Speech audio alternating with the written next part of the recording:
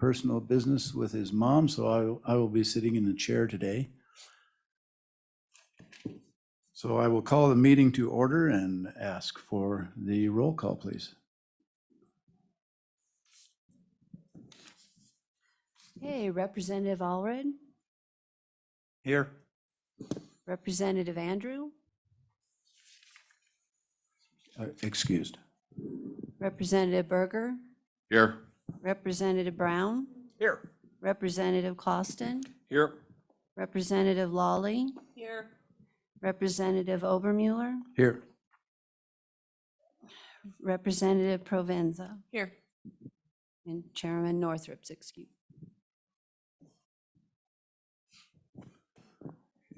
Thank you. Welcome, everybody. Most of the faces out here look familiar, and so I think everybody knows the rules about decorum and how we treat each other, addressing the chair, both from the dais and out in the public. So we'll just move to our first bill for consideration, House Bill 31. And Dan Mayer has agreed to introduce that bill to us, to walk us through it, explain the bill. Dan, if you would, before you get into the bill, if you would just talk to the committee, you'll see we have a lot of new members. And I can always use the refresher on what a BOCES is, who's involved, everything BOCES. Can you just take some time with that? I think people want to get done today, so I'll try to keep my comments short. That's right. I can talk for a while on this. That's why I brought some notes, and stop me at any point if you need any clarification from me. Mr. Chairman, members of the committee, I'm here to encourage you to thoughtfully consider House Bill 31, which would classify Board of Cooperative Educational Services, or BOCES, as local education agencies, or LEAs, and I'm asking for your support. I'll start with the presentation in September. I did bring copies for you. I know some of you are new to this committee, but the executive directors for the three, what we call residential BOCES, so that would be the Gillette BOCES, which is the new BOCES, Northeast Wyoming BOCES. Taylor Jones was with me. Carolyn Connor, the Northwest BOCES located in Thermopolis, and Region 5 BOCES 5, which operates Seabarvie Ranch. I always connect that because that's what people note. And we're coming to you about the educational services and our funding with that. So we brought a presentation in September. You have that. What that provided was a background on Wyoming BOCES with an emphasis on our residential facilities for special needs students in our state. Just wanted to provide a context regarding free and appropriate public education and least restrictive environments for our students. In that continuum, we serve Wyoming students with special needs on that continuum. When you see that, if you know the Wyoming special education lingo, we need to provide services on a continuum. I gave a graphic that really represents what that looks like. A lot of those environments can be accommodated by the school district, from very general ed to very intensive services within the school boundaries. Very few, some of our students, because of district choice or because of legal problems, will be placed to one of our facilities around the state. Gillette, Thermopolis, and Wilson, Wyoming. So we wanted to give you that context. Knowing the need for those residential facilities and those services, we just wanted to share. Funding seems to always come up. Since I've taken over the executive director position, I've worked with my local boards and my board members to look for alternative funding sources. Currently, I highlight how we, well, let me start with the funding component. We need to provide in the residential setting the free and appropriate public education for these kids. We have to follow DFS regs, WDE, districts, IEPs, parents, school. So we're providing this whole basket of goods, plus a very high level of behavioral support for students with those needs. Some of the costs that don't always get thought about, that we don't always have a direct funding source for, like transportation for our parents and our students.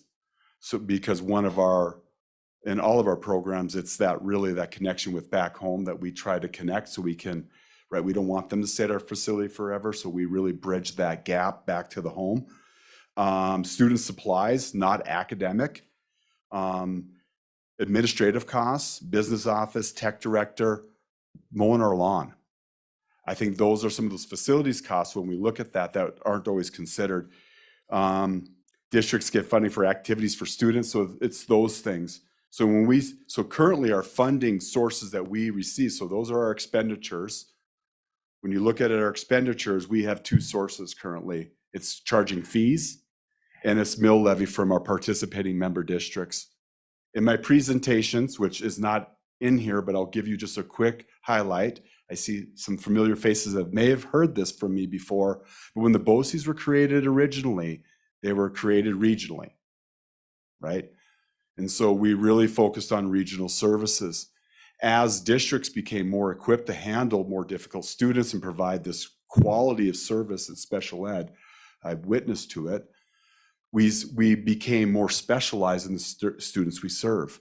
And so you would think that, so we have students from our region, our member districts, for example, maybe Evanston, Wyoming, that may be placed at the Gillette BOCES or the Thermopolis BOCES, because that's more appropriate. So our residential programs have become a little bit more state focused. We also started in the late 90s, started taking court-ordered students, or COPS kids. So then we only used to take district service kids. So then we started getting a relationship with that. So now DFS and the courts can place into our facility. Keep in mind, they all have IEPs. They're all being placed with us because we are not a first-line placement in our state. We're really specialized for students who typically have developmental delays, are on IEPs, and have significant behavior. And so our board, when we start looking at our census, we don't see a lot of our member districts always there. We see kids from around the state. And so I think we've started asking the question, right? When we have these extensive needs, which our facility, I can speak for BOCES 5 and CBAR-V, has some real extensive needs, where do we go to get some of these funding there? So in the last few years, we've been looking for different funding. I've looked in other states and how they fund educational service agencies, ESAs. I'm going to throw a lot of lingo at you, which is the same as the BOCES. So it's defined nationally through education, that these educational service agencies, which are called independent educational units, IEUs in other states, BOCES. I think New York, Colorado, and Wyoming still use BOCES. There might be one or two states, but they're all the same. They're really, and they're in statute, but how they function in each state is vastly different. I provided to the committee, I have how every state's statute reads, what they provide, the funding, and it's a mixed bag.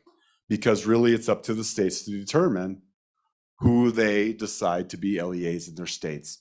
What I'm bringing to the committee, or what I wanted to be considered, is the fact that federally we can be defined for limited purposes to be considered an LEA for funding. It's not out of that. In our state, that currently is not, I believe it's void. I don't think it directly says we cannot. I think it just doesn't say. And so our BOCES statutes haven't been updated for a long time. And I think we're operating much differently than what we did in the past. And this would be something that would potentially provide other opportunities for our organization to provide the support, the funding to provide this high needs care, and also access other funding in support of our students. Concerns from the field. What I've really heard, and people who are willing to let me know what their concerns are, is really taking from the school districts. And that is not the intent. I believe our school districts need all the resources they have. And my intent is not to take anything away from them. We're looking to add value to our member districts. We know these students exist. They need services. They're high needs, which means they're high cost because there's not many of them. And how can we find alternative funding sources minus the fees, which if we don't have a lot of mill funds, raises up our fees. Also, then we have to look at our constituents. Are there other federal or state dollars that could be, funneled our way to help offset some of these costs is really what I'm exploring to help provide these services. I see it versus this I would like to add value rather than taking away, and that's why I think it really needs to be thought through how this is designed to make sure that we're not, what the impact this will have for districts and the state as a whole. I could speak to what I would like to see from it, and I don't know if everyone will agree with that.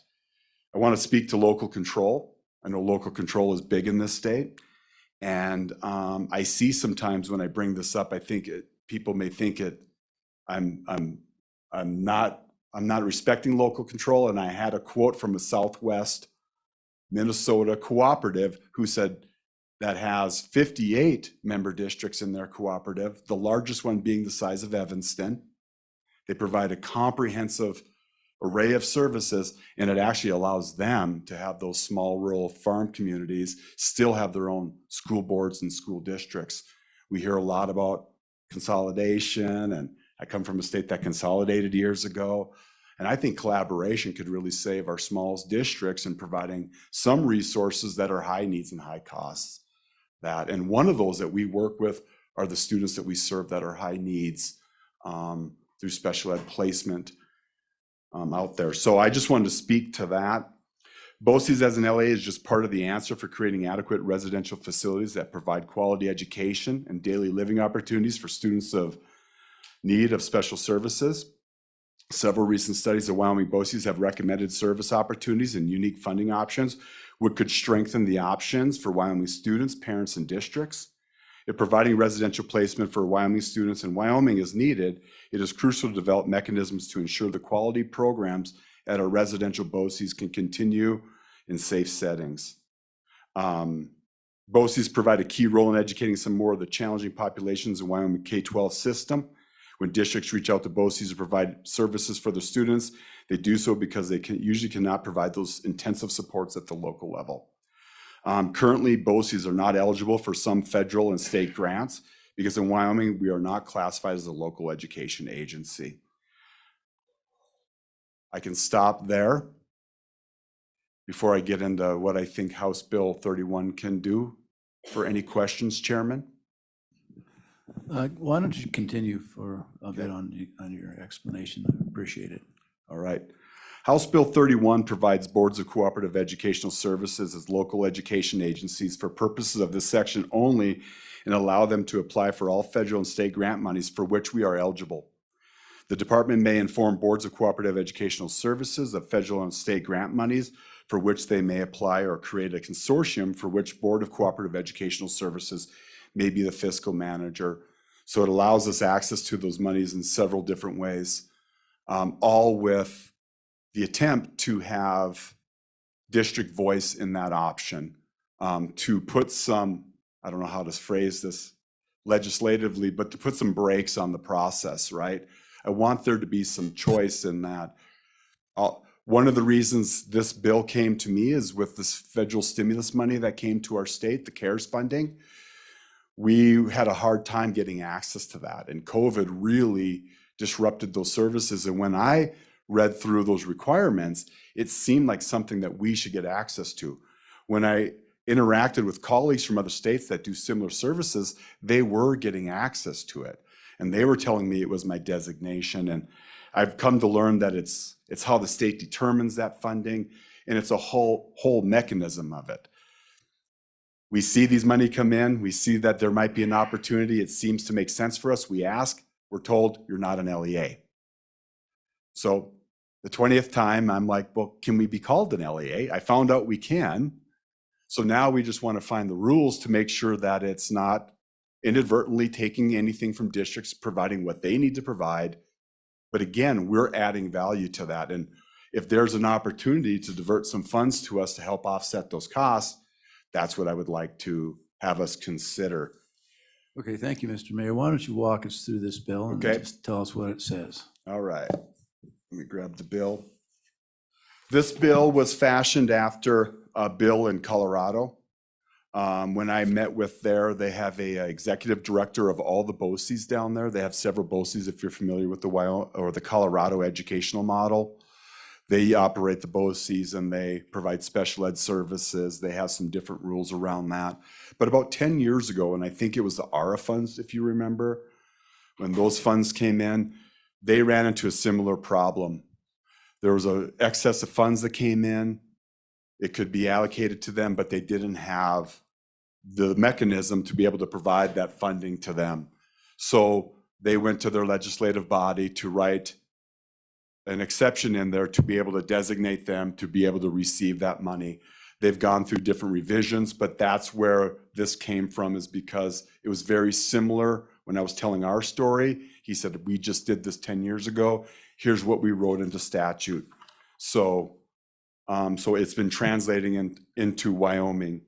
So an act related to education authorizing the Board of Cooperative Educational Services to act as local education for the purpose of applying for and receiving state and federal grants, authorizing rulemaking, making conforming amendments, and providing for an effective date. So I explained that in my opening. So under Section 1, Wyoming Statute 21-20-112 is created to read authority to act as a local education agency. So under A, any board, BOCES may act as a LEA for participating school districts that choose to apply for, receive, or administer a grant through a grant program created by federal or state statute or program.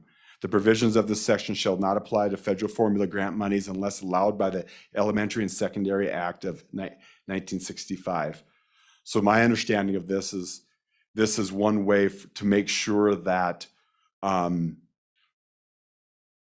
that we're only being allowed to by what's defined in there from the ESEA Act. And at the end of my PowerPoints, or one of my PowerPoints, you can see a list of federal grant monies, and it has type 1 and type 2 grants in your presentation. And it goes through federal grants because feds have defined type 1 and type 2. There's some grants, no matter how much I beg you and you change the rules, I don't think I'll be able to get access to. There's some limiting features federally.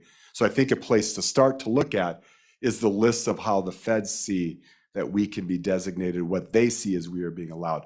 That's how I believe that reads. Under B, a Board of Cooperative Educational Services may apply for federal or state monies, which only the approval of 2 or more participating school districts that have expressly agreed to participate in a grant application through votes of the boards of trustees, the school district.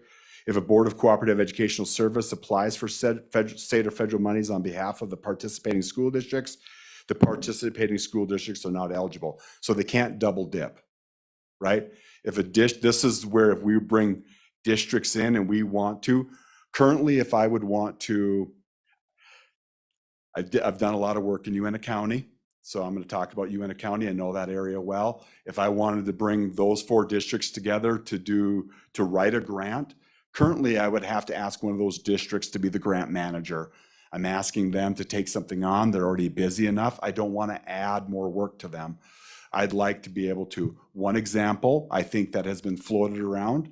I'm not suggesting that we have to do it, but Perkins comes in, it's good money, but you're really seeing that Perkins amount has really shrunk. And so sometimes the effort is more than what the actual dollar amount comes in. So if there's a way to pool that, right, we're able to bring some revenue in by being that grant author, and we can provide that on behalf of those school districts. 6B, districts need their 6B monies. That's how they operate that money. I do not see that. If there are other 6B money that comes to the state and they felt like there was a time where 6B money could be floated, this would be able to do that. There needs to be some choice in when these decisions are being made.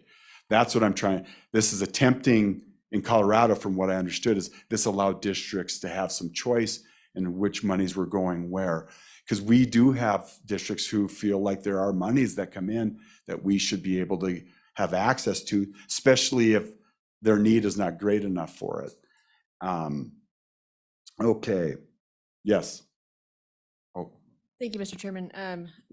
Do you have an idea or approximation of how much money has been left on the table? I do not. I do not. All I know is that I see when grants come in and they have these monies like transition grants and different monies that we already have access to. Ironically, we do have access to NND, neglected and delinquent money, through Title I. So we even have an LEA number, but it's just for that. And I think it's because of the designation of neglected and delinquent money, but I do not. And I'm also, when I make that comment, I look at federal dollars that we're not tapping into through competitive grants and different things like that. Not only is it reallocating, but are there different money that I could access to add more value to the state, to be a little bit more able to go and seek grants myself.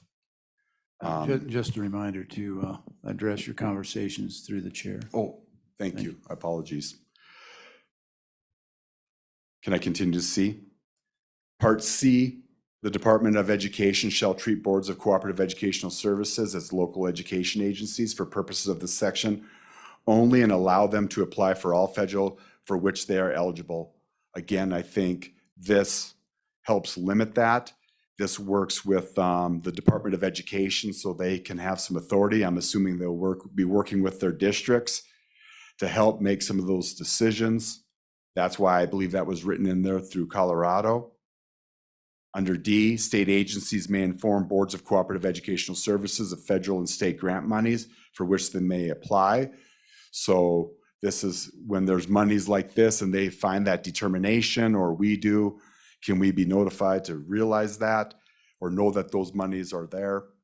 Under E, an eligible grantee or consortium of grantees may designate a board of cooperative educational services as the fiscal manager. So this is when we actually take that role as being the fiscal manager when it makes sense to be able to do that. When there would be, like, again, I could see, like Perkins is the most obvious one. When it makes more sense to bring for some grant money a consortium of districts, but we'll take the grant writing and that work from the districts to bring a pool of money in. If that never happens, that's okay as well. It's an option. This is a bill that allows us to be more flexible and work with districts in different ways. F, the Department of Education may promulgate rules to establish processes and guidelines. I think this will be the important part, to really start looking at when we're going to be defined for, what that process can be, who would be designated. I think there's concern of just opening it up and now we're there. I think there needs to be some conversation of what that can be, and we need to be designated, or we need to be recognized that we can be called an LEA for certain circumstances to receive that funding. At the end, it's amended to read, under definition, this act means Wyoming Statute 2120-101 through that change. I was going to look at this morning and I didn't, to see what that extended to.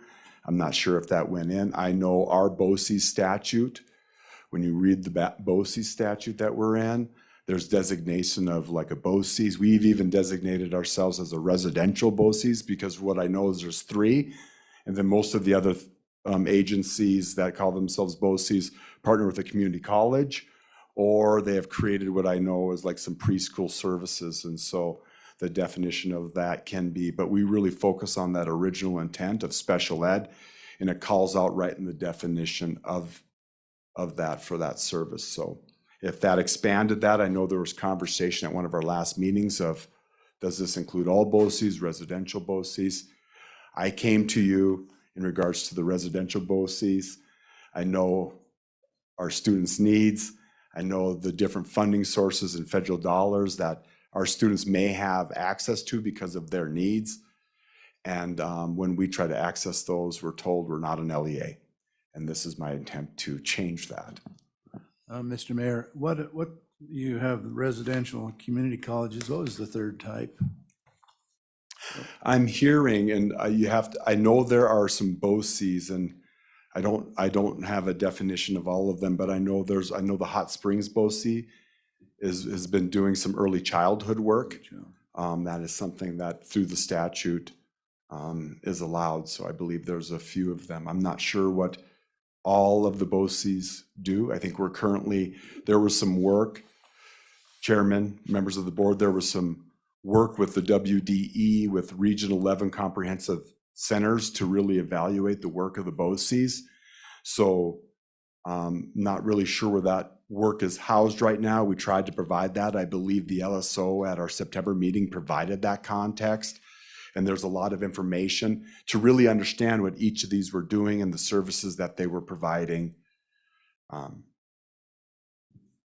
Okay, is that, so that finishes up your presentation of the bill. Committee, do you have any questions for Mr. Mayor? Representative Berger. All right, Mr. Chairman, Dan, when you're able to access funding from and write more grants, what does it, I mean, talk to me the impact to actually the individual, the kids, even the communities, what you can do or even provide or even help you through what barriers you guys are going through for BOCES. Chairman, Representative Berger, what we're hopeful to do is to provide more services without having to raise our costs to districts on the fees that we charge.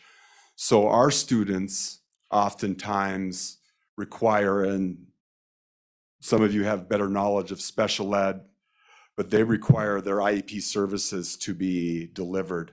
And there's a lot of work that we can do through transportation, through vocational services, through therapy and those type of things where there's other funding that can be brought in to help provide that level of, they're not always the direct service that we're providing. It would offset some of the work that we do. We want to provide more vocational options. And I know at the district level, I would use a lot of my federal dollars to help offset our costs to that. I think it will make us less, I would like to find us a way to be less dependent on our mill funds that we have to ask our member districts to be able to provide. We have to provide, it's important for this body to know that our funding is from fees and from the mill funds. And when we look at the total sum of all that we have to provide, we don't always capture all of that money. So if we would choose not to do this, we would have to find another avenue. And I'd like to see if there's an opportunity to access some federal dollars to, I guess, lower the cost that we're charging to districts and that to use those resources to add to the services that we're already providing. What opportunities that may create for other services would be yet to be determined, but I think for services for our students and to expand that care, that's what we would like to do. Mr. Chairman, just to follow up on that last part, could you see opening up more space, adding more beds? Is that a potential? Yes. It's been really hard, and I understand also finding employees. Yep. That too. Chairman, Representative Berger, right now, actually, I was not able to attend. We have a strategic capital plan that's going on that our board members are attending at noon, looking at some capital improvements to our facility. We are licensed to have 45 students, and we can maybe safely take 28 or 30 students because of our facilities. As I said, we provided regional services. The profile of the student has changed, and we are taking a significantly different student to be able to do that. So we're not even able to provide to that capacity. I have that information here. I mean, it's tens of millions of dollars. And we are looking for alternatives, to help offset that money to be able to improve our facilities to operate and add services as they come in so we can provide the basket of goods that all students should receive. And there's just different monies that districts are, and I don't know if we're clear on getting that funded to these students when they're in that setting to be able to provide that education and that service to them when they're in that setting. Anyone else? Representative Lawley.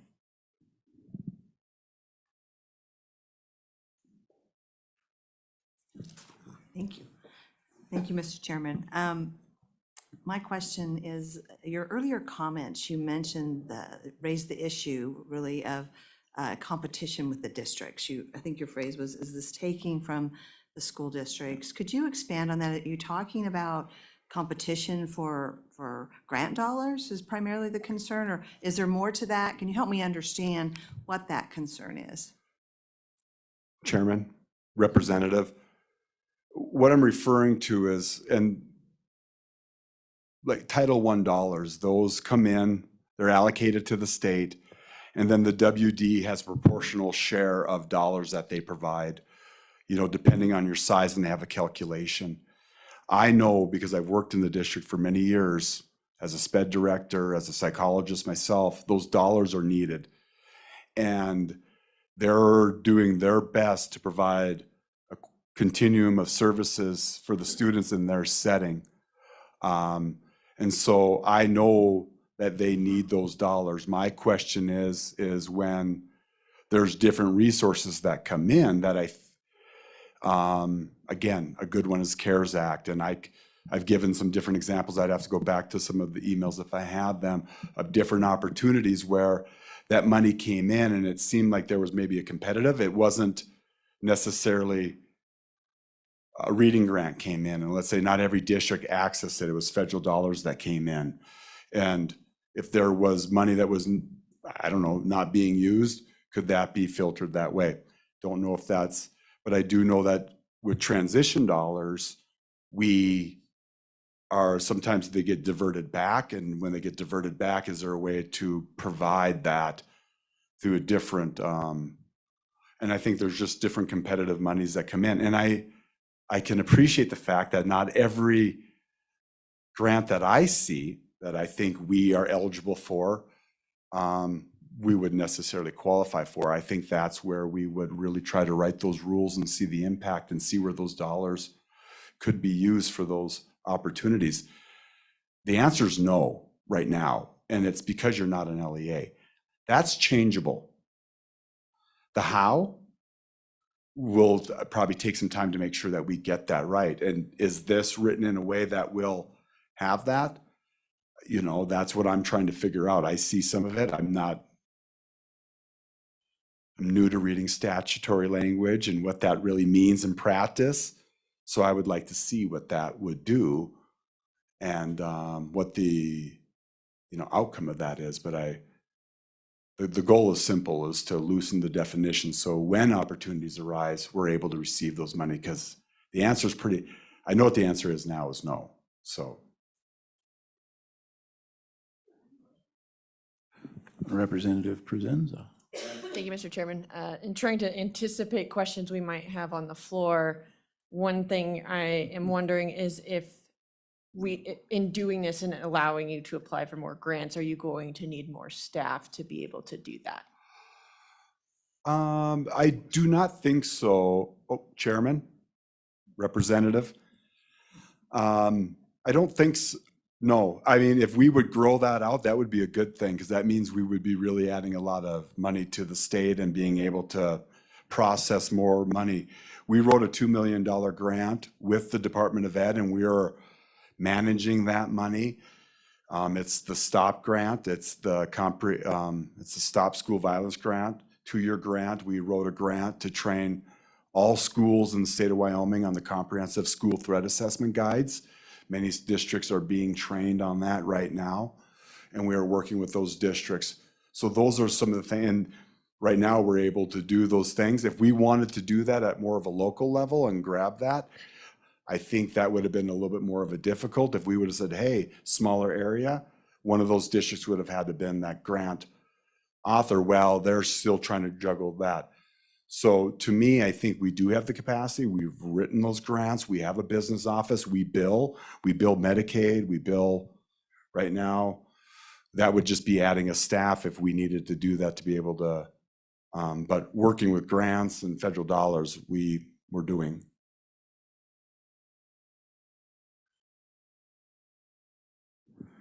Mr. Chairman. Yes. Representative Klaus. Thank you. Just a question. Do you get students from outside your district And then if so, do you receive funds from those districts? Okay. Chairman, Representative, we do.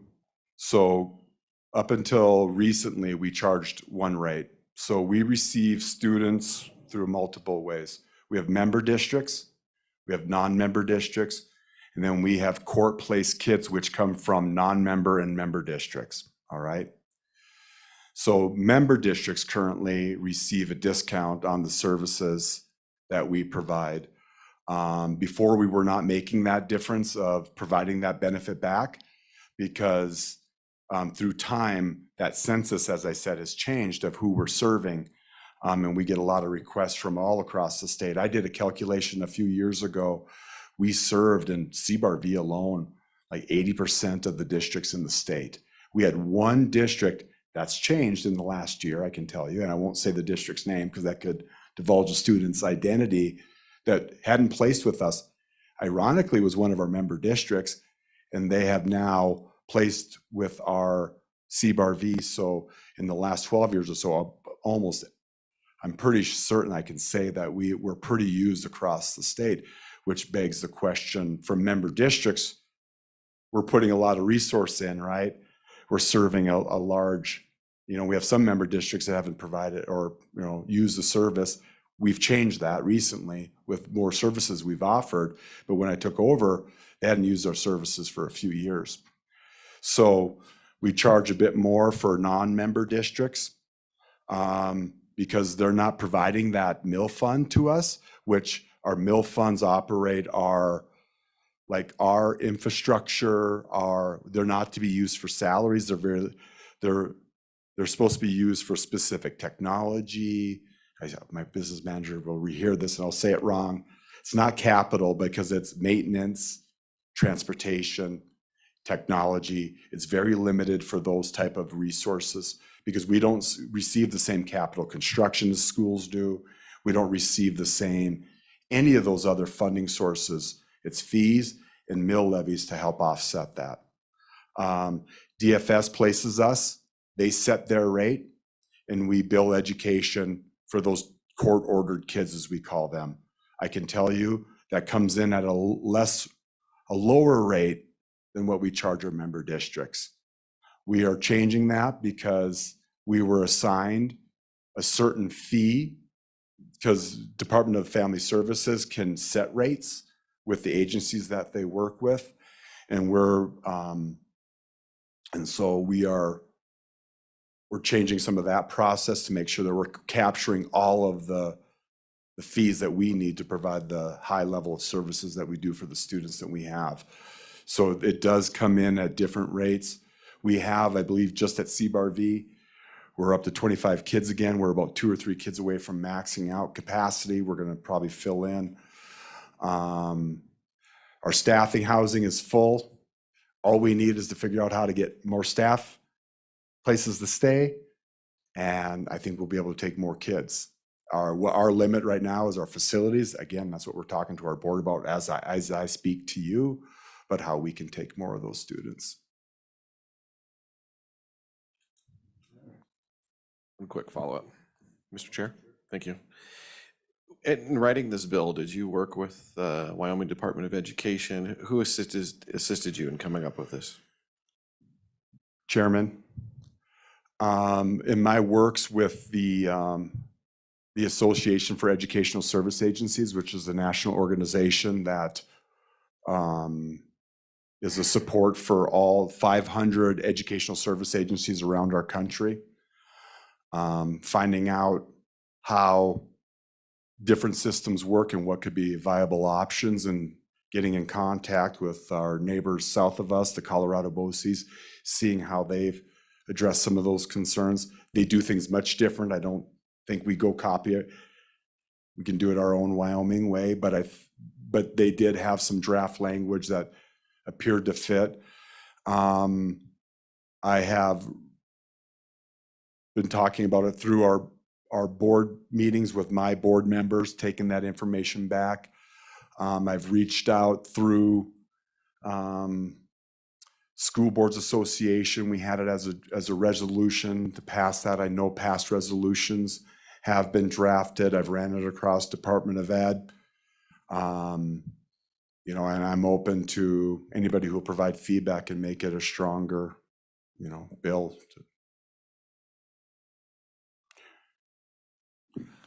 Thank you, Mr. Mayor. Appreciate you walking us through and All right. all the good information. Thank you.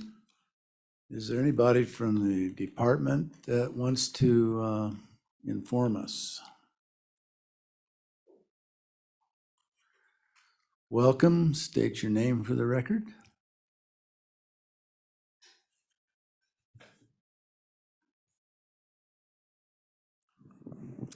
Good afternoon, Chairman Obermueller and committee members. I am Shelley Hamill, and I'm the Chief Academic Officer at the Wyoming Department of Education. And part of my responsibilities there are to oversee probably 95% of the federal funds, education federal funds that our state receives. Good afternoon. My name is Wanda Maloney. I am the Chief Policy Officer. Thank you for this opportunity, Chairman Obermueller and the committee. Yeah, welcome. Go ahead. Mr. Chairman and committee members, I want to start by saying that I appreciate the efforts of this bill. I have been serving on a committee, the Department of Education, the Department of Health, and the Department of Family Services, along with Mr. Mayor and other representatives, to discuss the difficulty of serving many of our hardest to place students. We understand that this is an ongoing problem, and being a former special education director at the district level, I have a huge appreciation and recognition of the need for our residential BOCES. They play an integral part of our system, so I just have a lot of gratitude for that. I have a deep appreciation for the struggle that they're facing as they work to meet the needs of our Wyoming kids. Having said that,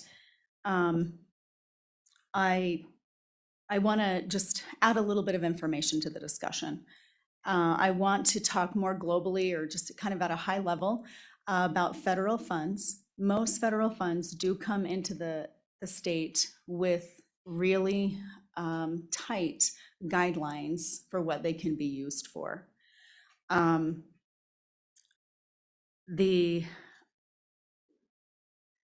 Most of the federal funds that come into our state could already be available to a BOCES if they entered into a contract with a school district to provide services to that school district. And so wouldn't necessarily need this type of statute. I appreciate what Mr. Mayor was saying about opening up the door for opportunity for other funds that maybe aren't as restricted or as tight. I know there were lots of questions. I have notes all over, so I apologize for the pauses. I want to clarify that there are very rare occasions in which those formulaic federal funds are returned to our agency. Our program managers work really hard with the districts to make sure that those are used in the way that they're needed, and that the way that districts can implement those for best uses for students. So very rarely do we receive money returned to us. When that does happen, we do reallocate that back out to the other districts that might have a greater need than what their initial allocation was provided.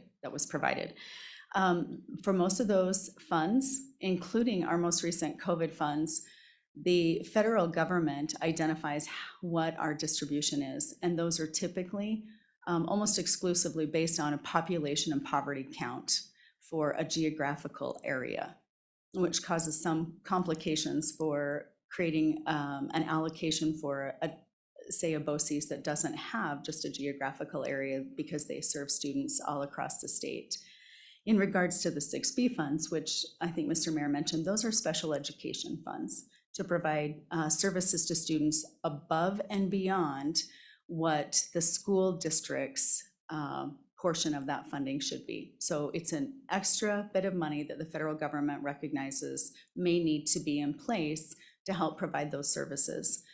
That is also based on a population poverty count should we carve out an allocation for another entity that would reduce as with all of them, it would reduce the allocation because we just get one pot of money. This is how much our state's allocation is for any of these things. And then we have to parse it out between the number of districts that we have. So it makes common sense that if our districts increase in number, the allocation per district would decrease. With the 6B funds, the districts are already receiving those dollars. If we were to give another entity an allocation and a student from a district be receiving services in another location, in essence, we would Ms. be Hamel, can you tell the Double public what the 6B money is? special education dollars. Thank you, Mr. Obermiller, or Chairman. I think Mr. Mayor mentioned that of the Title I neglected and delinquent. And so there are some federal dollars that come into our state that are already earmarked for organizations exactly like the BOCES and other state organizations, the boys' school, the girls' school, et cetera, that we make sure are flowed to them. I think that kind of isn't a high-level overview of what the federal funds kind of do and are. I'd be happy to answer any questions about that. And I do want to, again, just circle back to the idea that I understand that this is a huge funding problem. We recognize that through the rules and the federal regulations that we would be able to identify potentially what funds would be available to BOCES should this bill move forward. And we would certainly do that and make sure that we followed the statute and absolutely made sure that they were aware of what funds were available to them should this move through. And with that, I think I'll just stand for any questions if you have any.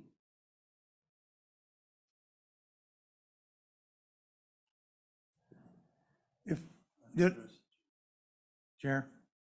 Okay, I'm new at this.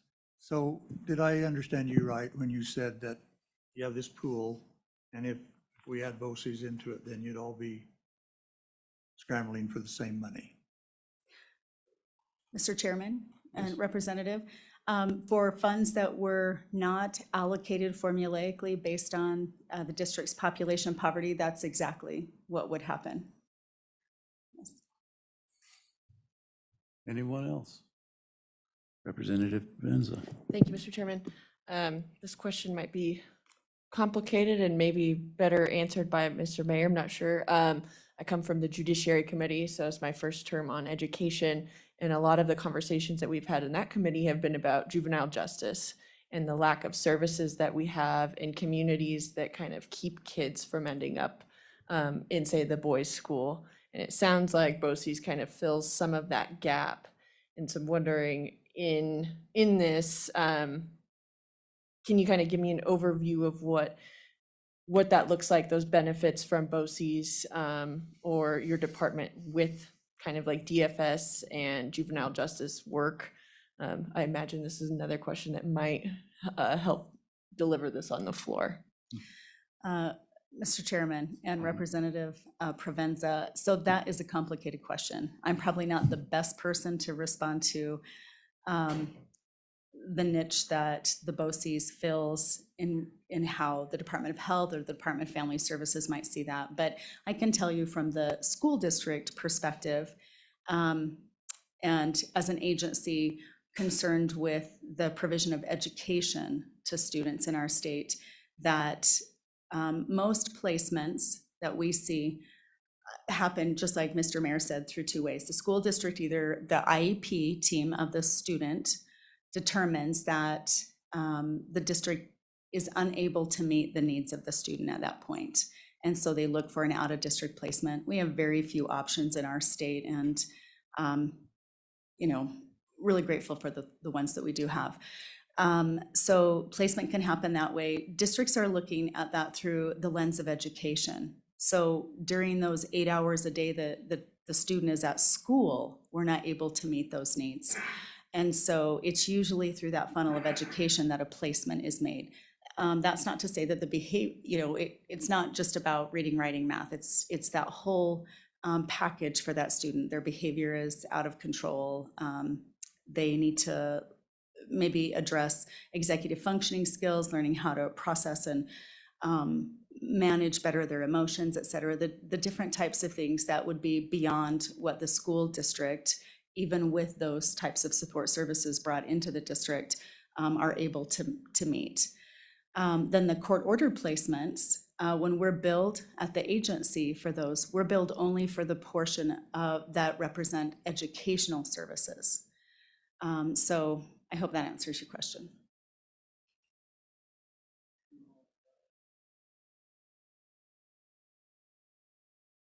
I have one follow-up question for you. In your testimony, I got the impression that you are saying that this bill really isn't necessary, that the BOCES have avenues through school districts to access these funds. Can you clarify what your position is on that? Mr. Chairman, it's difficult to take a position on that when my heart is like split because I've been in that spot where I need to place a student, and I recognize the value and benefit of being able to get that child in a place that can meet their needs. So for most of the formulaic funds, if the BOCES were able to tap into those, it would be through an agreement with a school district. And that would be, like I said, already, that avenue is already available. For other funds that might come to the district that through the federal government that would contemplate more than just a school district type setting, this bill would afford that opportunity.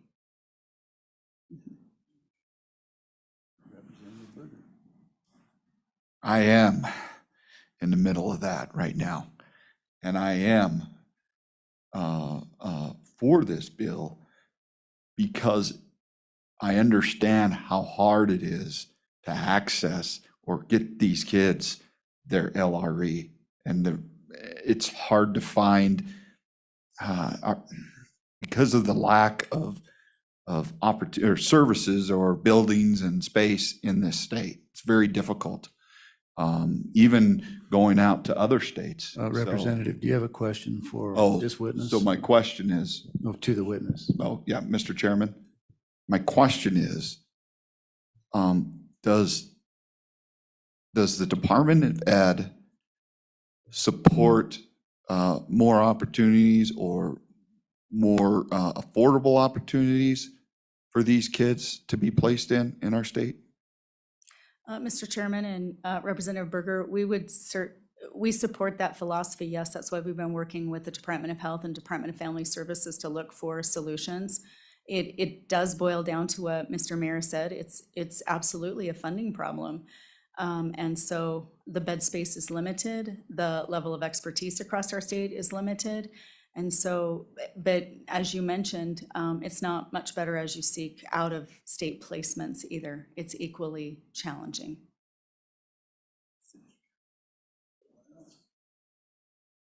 Thank you. Thank you. Ms. Maloney, do you have any testimony or? Chairman, I do not. I came Right. along to support my colleagues. All right. Thank you. All right, thank you very much. Appreciate the testimony. I'll open it up to public. Wait a minute. Maybe not quite yet.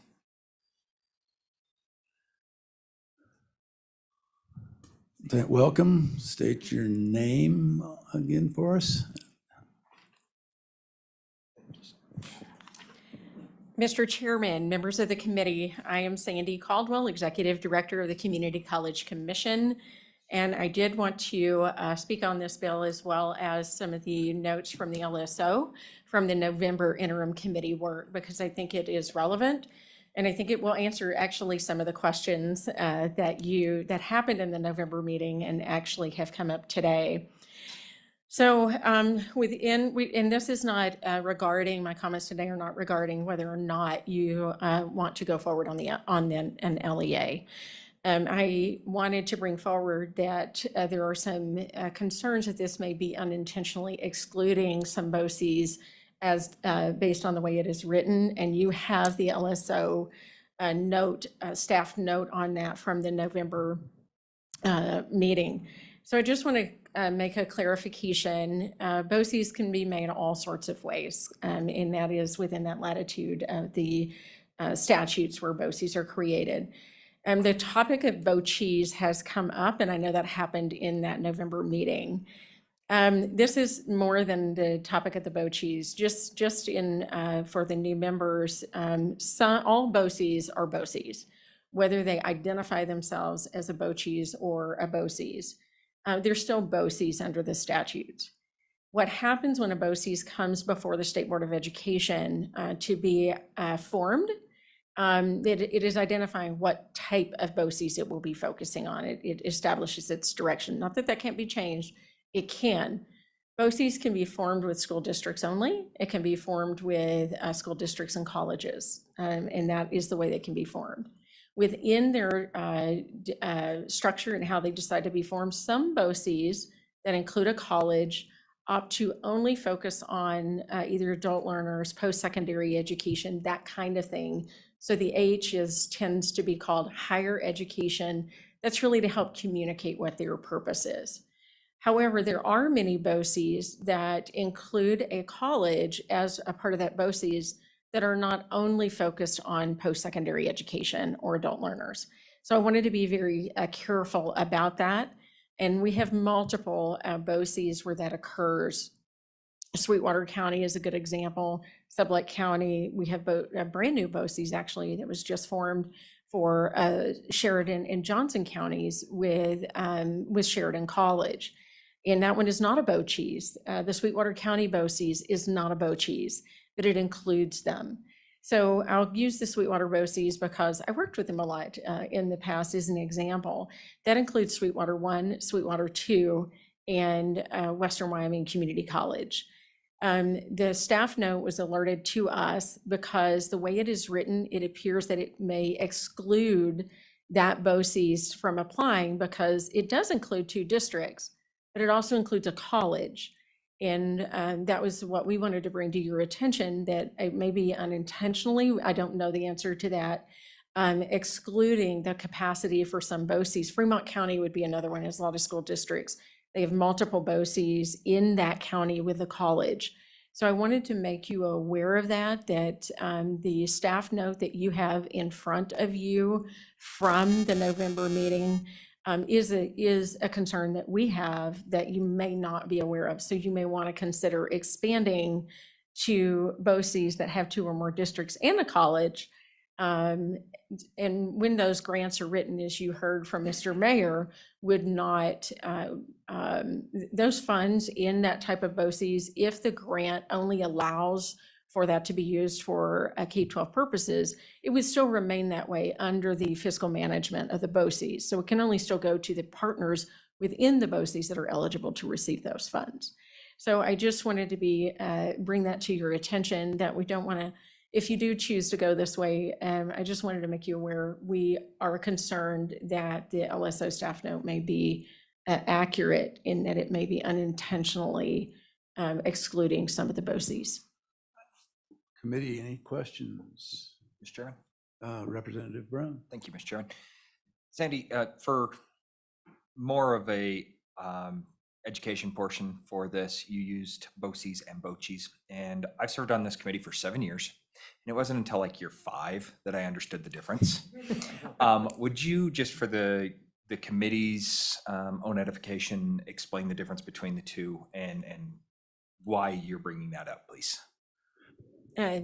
Mr. Chairman, Representative Brown, I am happy to share that because we live in the land of both in the community college world.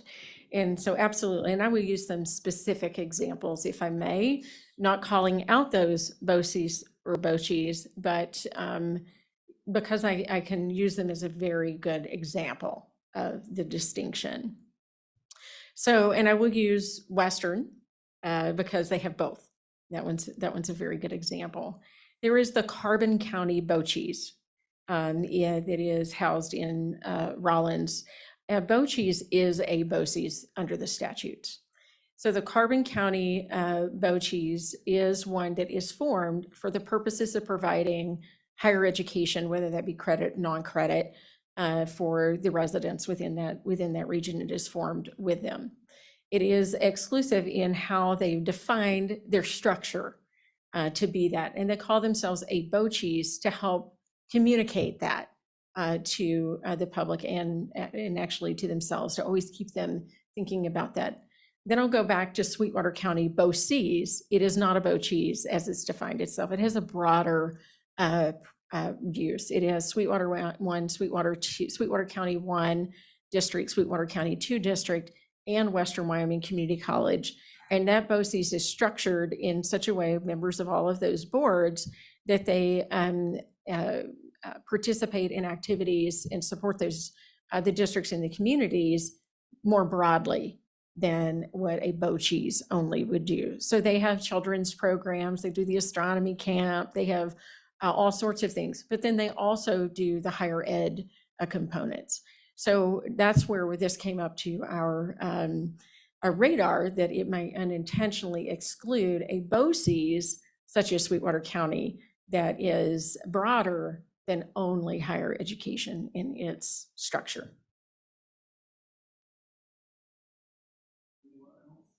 Else in the committee with a question? I just have one follow-up. So how do we fix this bill to cover those problems? I know you addressed that, but could you instruct us on how, if we move forward with this, how we fix it? Mr. Chairman, Representative Obermueller, I think there is a way to do that, and I would be happy to work with LSO. We have the latitude in our statutes to do that kind of work with the LSO. So we'd be happy to provide that language to the LSO, because they'll make sure it's written the way it's supposed to be, and I can give them the content if that would be acceptable to you. I'm happy to do that, because it was the LSO that brought up this issue. Yeah, thank you very much if you would do that. Appreciate it Yes, very sir. much. Anything else? No, sir. All right, thank you very much. Open it up for public comment. Any public comment?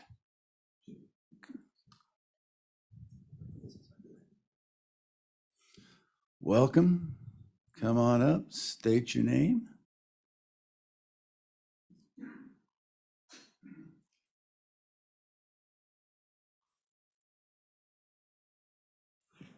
Mr. Chairman, I'm Ken DeCaria. I'm the Director of Government Relations for the Wyoming School Boards Association. I'd like to speak in support of this piece of legislation.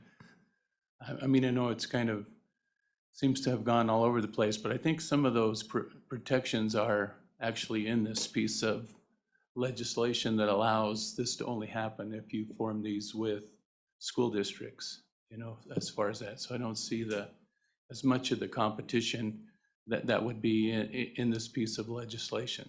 And this would allow, you know, for, I guess, additional resources to be utilized in the K-12 education system, working with these BOCES, which happens today. I mean, you know, there are a lot of educational activities that go along with these boards of cooperative educational services and school districts. And so, Mr. Chairman, in our last delegate assembly, they did pass a resolution in support of this concept.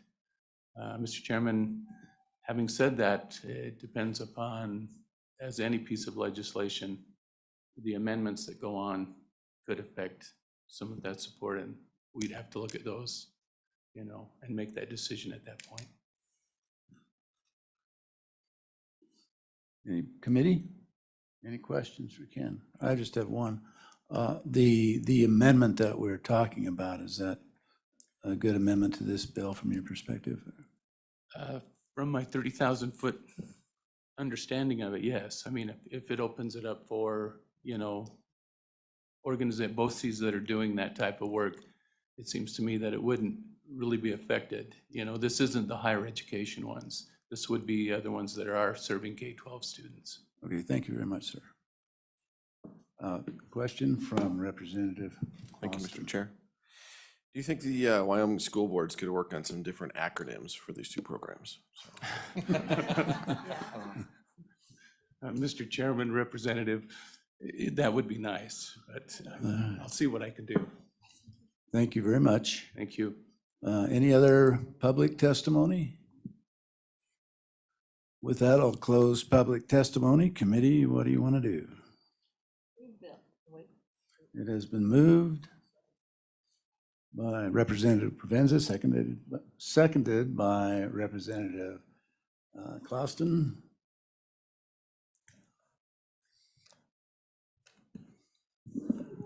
Any discussion? Any discussion? Amendments? Amendments? I would say, Mr. Chairman. Yes, Representative Brown. Mr. Chairman, thank you. So I'll just do a little bit of conversation here, and then what I would recommend is that the committee, if it so chooses, pass this bill as it is. And then we would have either myself or the vice chairman or the chairman bring a second reading amendment if we're interested in doing that. So we're not trying to do it on the fly.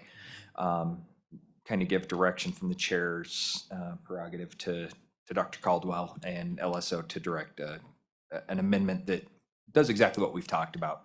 That being said, Mr. Chairman, I'm torn on this bill for multiple reasons. I'm ultimately probably going to support it as it comes out of committee. I do think it's important for the rest of the body to have this consideration as well. I struggle heavily saying that, you know, these BOCES have enough staff to do what they need to do, and or the school districts have enough to do what they need to do. And so that's why I'm ultimately going to support it, is clearly if a BOCES needs help applying for a grant, they're going to be asking a school district, and the school district's already struggling trying to put their information together, and they're already pulling funds, you know, from here and there to try to cover this. And frankly, it's not their responsibility to fund these BOCES grant programs. So that's why I'm going to support it. That being said, I do agree with Ms. Hamill that there's other opportunities in other directions that have been explored and could be explored to do the exact same thing. I think it's good for the rest of the body. I think for other 62 members of our House, you know, or 61 members besides myself, to hear this conversation, and ultimately the body will decide. I think we've heard a lot of really good testimony and a lot of good information. I appreciate Mr. Mayor coming in and explaining his position out here for the rest of the BOCES out there. So that being said, like I said, it took me 5 years to understand the difference between BOCES and BOCHES, and I'm not afraid to say that. But what I will say is I recognize the plight, and that's why I'm going to support it. My vote may be different out there on the floor as we move forward, but I do think it's important for the rest of the body to hear this. Thank you, Mr. Chairman. Thank you. Anyone else want to weigh in? All right. I think question. Would you please take the roll, Diana? I certainly will. Representative Allred, Aye. Representative Berger, Aye. Representative Brown, Aye. Representative Clouston, Aye. Representative Lawley, Aye. Representative Provenza, Aye. Vice Chairman Obermuller. Aye. That's 7 ayes and 2 excused. I'm going to consult with my wingman here for a second offline and be back in a minute.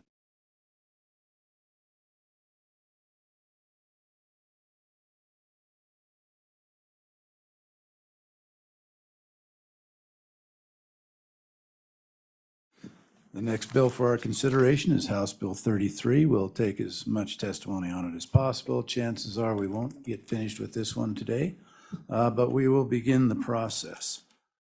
So is there anyone in the audience that's prepared to present this bill from the department? Jesse, call her up. Yeah, please come forward and introduce yourself.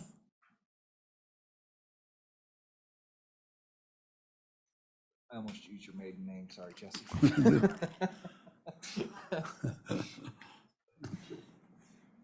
Right. Mr. Chairman, Committee, I'm Jessie Defoe with the Wyoming Association of Career and Technical Education, and happy to defer to the department too with any additional questions that there may be.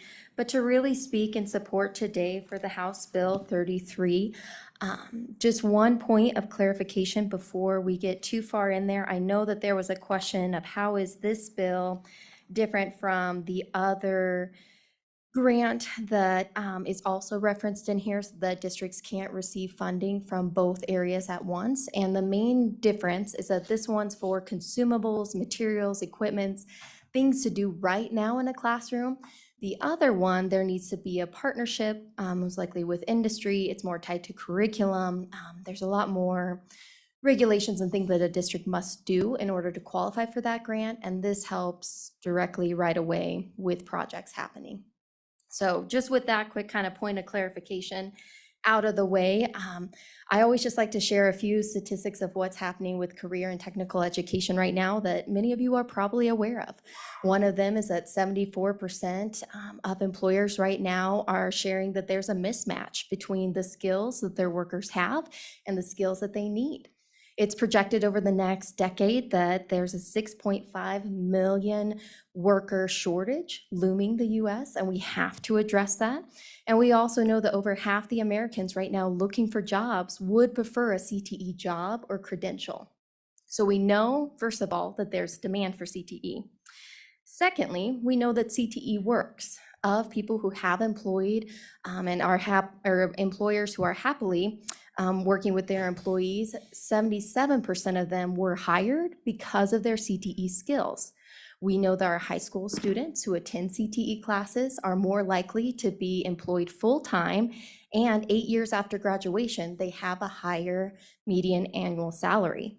So these are good jobs. These connect students with their communities. And so that's a big part of what my group does, is to support those CTE teachers and their students. So when we look at this bill, I think one of the key points is that this grant would be outside of the block grant. So we know when our CTE folks apply, it goes directly where it's intended, which is very important to our CTE community. Also, like I had mentioned earlier, it's consumables, materials, supplies. This actually restores funding that was cut back in 2021 when there were budget concerns, and during a time of really high inflation costs. If you Google it right now, a sheet of plywood used to be $12.80, and right now it's $48 a sheet. So that makes a difference for our programs, and they need those consumables to complete their projects. A really cool thing that could happen that we've seen happen in districts when we give them this type of grant money is that they can actually encourage some entrepreneurship, and within their classes, they can create things that they can sell, then take that revenue and reinvest back in their program, and then hopefully another district can take advantage of the grant. So it really can help begin a self-sustaining model where those funds are not currently available. We have spoken with the Department of Education, with our business partners to garner support for this piece of legislation. We think it's really important. We see that CTE is good for our students, it's good for business, and it's good for our communities.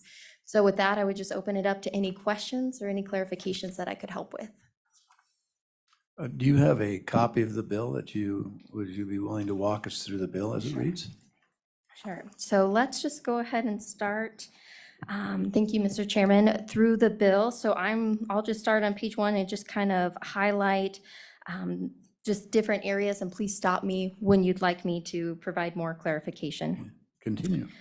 So for the first part, of course, it outlines what I had mentioned, the education supplies, materials, and equipment for just kind of the overall. In section 1 there, then we go to that the school districts may apply from the department in order to purchase those materials that they need. So the department would be in charge of receiving these funds and sending them out to the district. And in that section as well, I had referred to that this is outside of the block grant model, which is also very important, we believe. Down to part B there, it says that, it's a period of 2 years that each district basically cannot exceed 50,000. This also does not mean that a district has to apply for the full 50,000, that there would be the ability for a district to find within reason what their district would be requiring. Going on there into the subsection, of course, they need to fully explain in their proposal the requested supplies, materials, the relationship of how it affects their CTE programs and what they would be looking to do.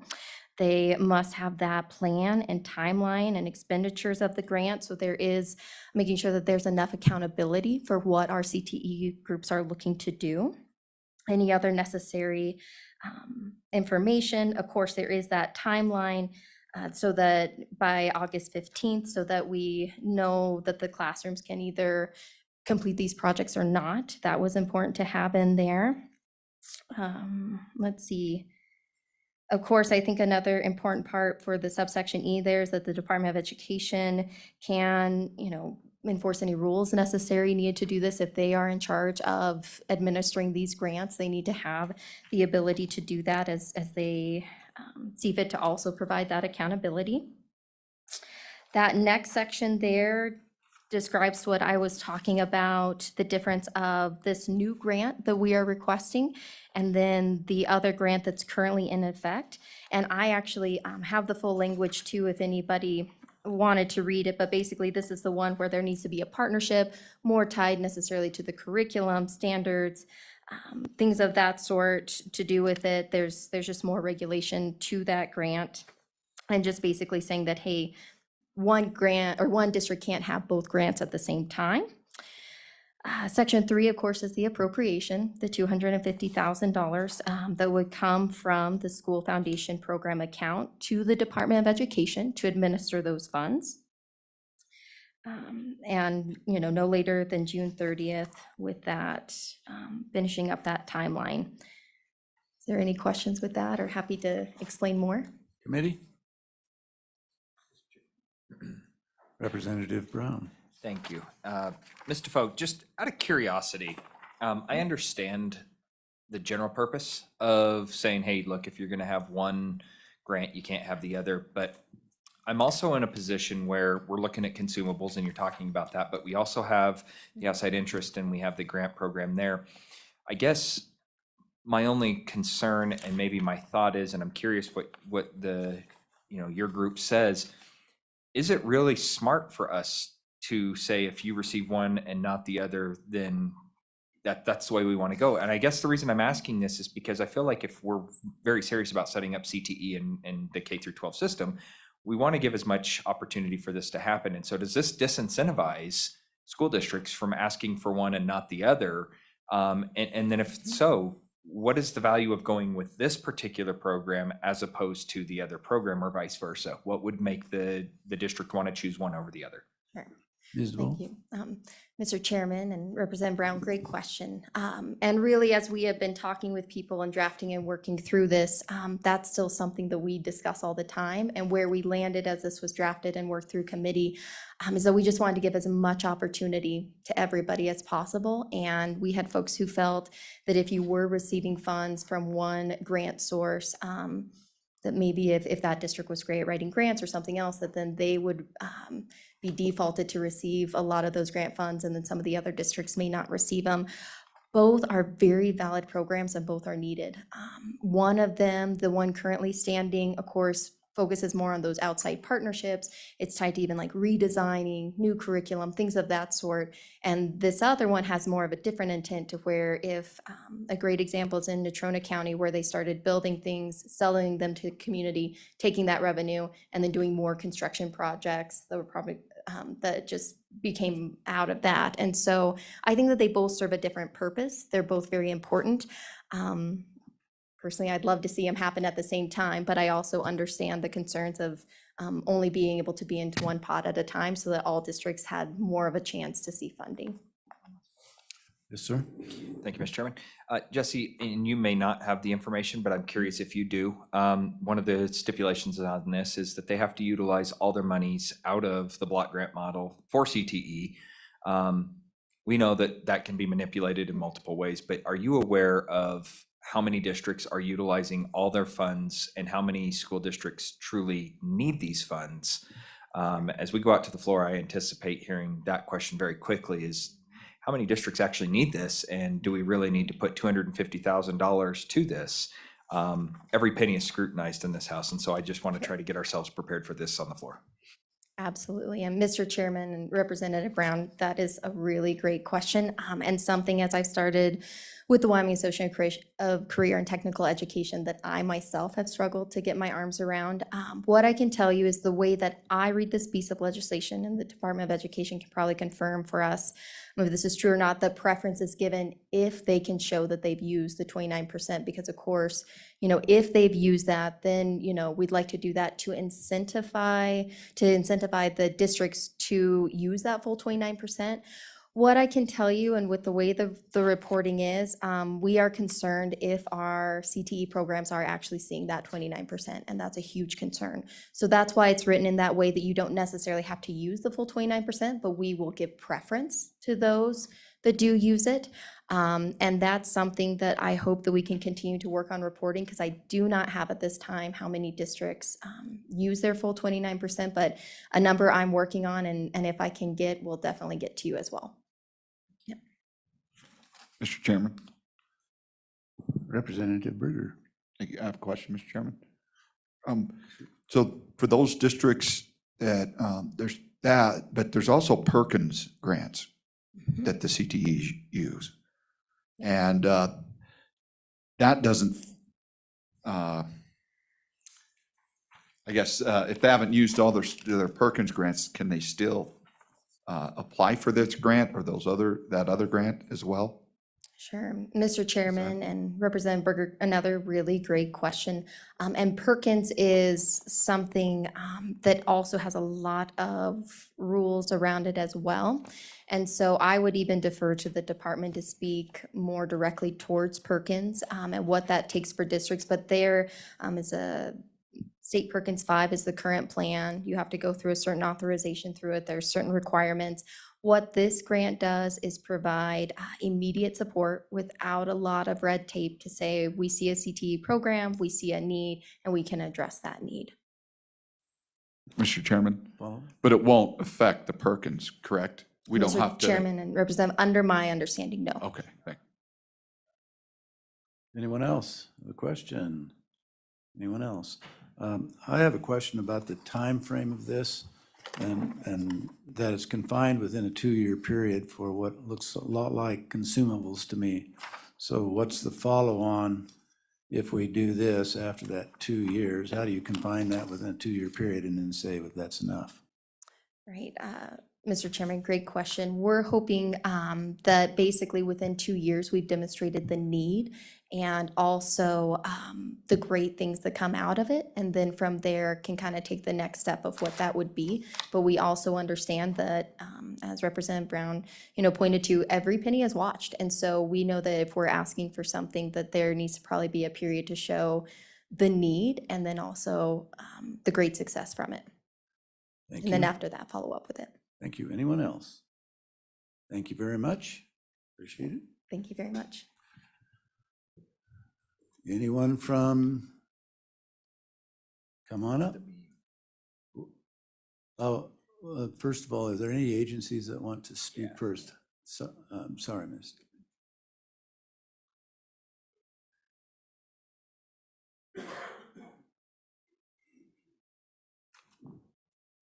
Introduce yourself once again. Thank you, Floor is Chairman yours. Obermuller. I'm Wanda Maloney, the Chief Policy Officer at the department. I'm here with, I'm Shelley Hamill. I'm the Chief Academic Officer at the WD. Proceed. thank you, Chairman. We wanted just to begin by expressing support from our superintendent for the Career and Technical Education Grant, and also let the committee know that the department does have the staff available to carry out this competitive work. Okay, thank you. Is that it? All right, thank you very much. I do have a question. Oh, sorry, yeah, question. Representative Brown. Thank you. Either one of you two, and this actually is probably even over to Trent, who's not here with us, but administering yet another grant, and what you guys have and what we've put on your guys' plate and budget cuts over the past 6 years, as we discussed this morning with community colleges. Adding this to your guys' plate, are you comfortable with this as we don't see an administrative impact on this, so my suspicion is that you guys are capable of handling this, but I'd just like to hear it from you guys. Chairman Obermuller and Representative Brown, we do have a career and technical education team that we feel like would be able to manage this. Anyone else? This time I think we're done. Thank you. Throw.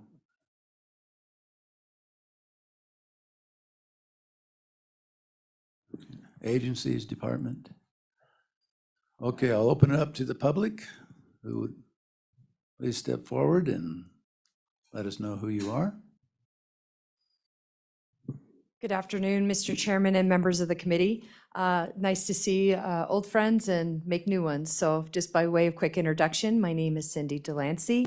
I'm the president of the Wyoming Business Alliance. The Wyoming Business Alliance is a nonprofit organization with over 400 members in Wyoming that represent all different aspects of our business community as well as industry. We stand in strong support of this bill, as career and technical education is one of our legislative priorities. We see this bill as a vehicle to really help us continue to develop a skilled, ready, and prepared workforce, which is essential to making sure that we're able to fill Wyoming vacancies with Wyoming people. I think Ms. Defoe did a nice job outlining some of the highlights of this bill, so I will avoid that in the essence of time and being duplicative, but we ask for your support on this, as this is really just a key to really helping our businesses be successful, to make sure that we are able to meet the needs of the future, and having technical and trained workers to be able to do the skilled job in Wyoming is super essential. It takes all hands on deck in a state with 500,000 people to power our state. And this is a wonderful way to continue to assist our students in their educational journey. So we ask for your support. Thank you. Thank you. Committee, anybody have a question for this witness? Thank you, Ms. Delancey. Anyone else? Anyone else? Come on up. State your name. Welcome.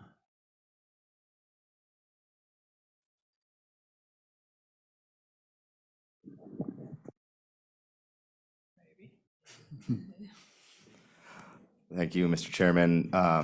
Committee, my name is Dan Benford. I am with the Contractors Association, and we would also like to give our support to this bill. We know that we are in dire straits with our workforce right now. I actually work in workforce development, and I work with the schools and WACD, and anything we can do to help the CTE curriculum and the classes expand, reach more students, let them explore more career options that they maybe don't always hear about. We'd love to see that happen, and we're in support of this bill. I'll stand for questions. Questions? Representative Brown. Thank you, Mr. Chairman. Just where in the heck is Katie? I'm just kidding. I won't answer that. Any other questions from the committee? Thank you very much. Anyone else from the public? Step forward, state your name and who you represent. Thank you, Mr. Chairman. My name is Pat Joyce. I'm the Deputy Director of the Wyoming Mining Association. I just want to add our support to this bill. Within the Mining Association, members and our Mining Associates of Wyoming, which are all of our support group, support businesses that supply services and product to the mines. We employ a little over 25,000 people just in those immediate businesses. And we are up against the struggle that everybody else is up against. We're trying to keep hired. We're short on staff, but training at our local schools and any kind of partnership that we can make happen. We have been doing that for the last several years, and most specifically for anything that helps CTE. So we stand in support of the bill. I know you're trying to get to the floor, so I'll keep this brief. I have a question. One of the anticipated objections to this is where is the private sector in this? You know, why can't they just step up and provide all these things? Why do we need government money for this? Actually, Mr. Chairman, actually our members through the mines and a lot of our associate members, not all of them, but several of them that I'm aware of, do already supply service product to the schools. Austin Machinery and one particular one in Casper that I know supplies not only materials, but also supplies some advice and kind of some coaching to some of the students on some issues. So that's just one example. Do you have any information as to how strong that support is? How many dollars flow in? Those kind of services? Is there any information about that? Mr. Chairman, you and I have something in common. I was sitting in the back of the room as this hearing was going on, wishing I had that information, so, but I Okay. could probably find out. That would be wonderful. Thank you. Wonderful. Anybody else? Yeah, that's a huge one for the floors. All right. Thank you very much. Thank you. Anyone else from the public? Step forward, state who you are, who you represent, even though we know who you are.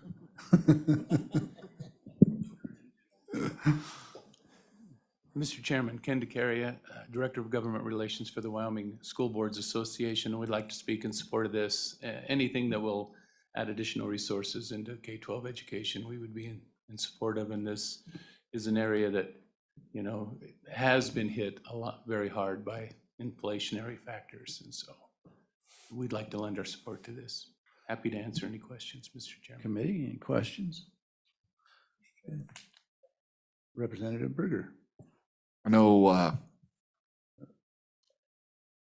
Mr. DeCaria, any amount of money helps, but do you see this as just a beginning and not an tell-all solution for CTE? Mr. Chairman, Representative, I'm not sure I can predict the future as far as that. I mean, I think this is an area that CTE education is remarkably expensive education. I mean, it does take a lot of resources, especially if you're going to educate students with state-of-the-art equipment. You know, you don't want to use things that are already outdated. And so just by nature, I think it lends itself to that. Mr. Chairman, I think the other thing you have to remember that in a couple of years, you'll have to recalibrate the model, and that would probably be a discussion that would lend itself into the recalibration issue, because that is one of those recommendations from the consultants as to why we're funding CTE at the level that we're funding at currently. Follow up? Follow up? Anyone else? Thank you very much. Thank you, Mr. Chairman, members of the committee. Anyone else from the public? Going once, going twice. Looks like we're done. A close public comment. Committee, what do you want to do? Second. Moved by Representative Brown, seconded by Representative Berger. He was the loudest. Any discussion? Question. Question called. Anna, please call the roll. Okay. Representative Alred, Yes, aye. Representative Berger, Aye. Representative Brown, Aye. Representative Clauston, Aye. Representative Lawley, Aye. Representative Provenza, Aye. Chairman Obermuller. Aye. That's 7 ayes and 2 excused. Thank you very much, ladies and gentlemen, for coming and helping us out. Thank you, committee. We are adjourned.